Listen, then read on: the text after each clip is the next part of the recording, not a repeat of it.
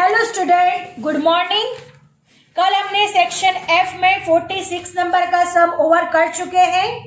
आज हम 46 नंबर के और वाला सम काउंट करने वाले हैं। I am reading a question, you have to listen it carefully students. Find the trend using 5 yearly moving averages for the following data about yearly production in terms of a factory. 5 yearly moving average find करनी है, right. हमें यहाँ पे question में दिया गया है find the trend using 5 yearly moving averages. Year 2009, 10, 11, 12, 13, 14, 15, 16, 17, 18 and 19। Production in turns में दिया गया है 112, 106, 93, 90, 114, 159, 170, 130, 108, 113 and 115. So student, this is our question. हमें क्वेश्चन को सॉल्व करना है। हमें कौन सी तरह से सॉल्व करना है? तो 5 ईयरली मूविंग एवरेजेस फाइंड करनी है। तो सबसे पहले हम टेबल बनाएंगे, फिर उस पे से हम 5 ईयरली मूविंग एवरेजेस फाइंड करेंगे। So let us start our solution. सबसे पहले हम यहाँ पे लिखेंगे जिसका कैलकुलेशन करने वाले हैं। तो सबसे लिखेंगे कैलकुलेशन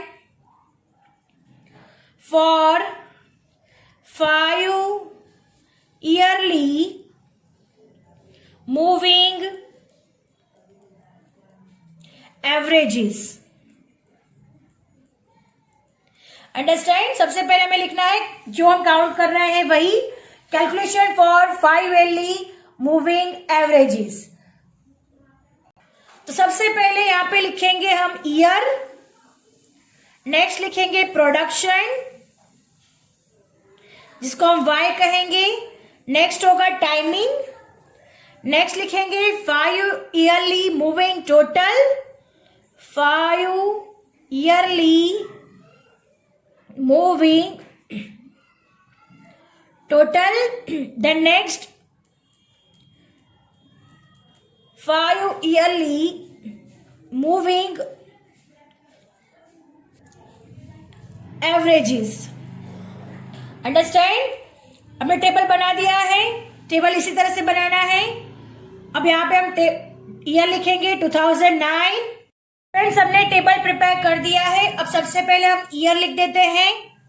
तो ध्यान से देखना, 2009, 2010, 2011, 2012, 2013, 2014, 2015, 2016, 2017, 2018 एंड 2019। स्टूडेंट्स, हमने ईयर लिख दिए हैं। अब वाई का डेटा लिखते हैं 112, 106, 93, 90, 114, 156, 159. Then next है 170, next है 130, 108, 113 and last है 115. स्टूडेंट्स, हमने सारा का सारा डेटा लिख दिया है। अब नेक्स्ट कॉलम में हमारे पास टी यानी टाइमिंग देना है। सो 1, 2, 3, 4, 5, 6, 7, 8, 9, 10 एंड 11। अब हमें क्या करना है? 5 ईयरली मूविंग टोटल करना है। सो स्टूडेंट, सबसे पहले हम यहाँ पे 5 ईयर कवर करेंगे। आप लोग यहाँ पे देख सकते हो 5 ईयर को मैंने यहाँ पे कवर किया है, जिसका मिडल है हमारे पास 3। हम 3 से लिखेंगे। फर्स्ट और सेकंड में नहीं लिखना है, मिडल से लिखना है। 5 ईयरली है, दैट्स वाई 5 ईयर को कवर करना है और फिर मिडल से लिखना है। तो 3 में सबसे पहला डेटा आएगा 112 प्लस 106 प्लस 93 प्लस 90 प्लस 114। इन सबका टोटल करेंगे तो हमारे पास आंसर होगा 515। अंडरस्टैंड? इन सबका टोटल करेंगे तो हमारा आंसर होगा 515। अब नेक्स्ट 106 से लिखते हैं 106 plus 93 plus 90 plus 114 plus next कितना है 159। तो इन सबका टोटल करेंगे तो आंसर आएगा 562। नेक्स्ट है 93 से लिखते हैं 93 प्लस 90 प्लस 114 प्लस 159। 159 के बाद है 170, तो यहाँ पे लिखते हैं 170। आप लोग देख सकते हो 1 2 3 4 5 ये लिखा टोटल हो रहा है, तो यहाँ पे आएगा 626। नेक्स्ट है 90 प्लस 114 प्लस 159 प्लस 170 प्लस 170 के बाद है 130, तो यहाँ पे लिखते हैं 130 इज इक्वल टू आंसर आएगा 663। अंडरस्टैंड। देन नेक्स्ट है 114 plus 159 plus 170 plus 130 is equal to 130 के बाद है 108 जिसको हमें प्लस करना है।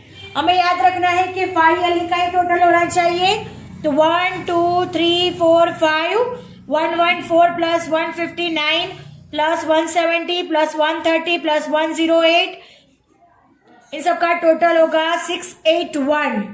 अंडरस्टैंड। इन सबका टोटल होगा 681।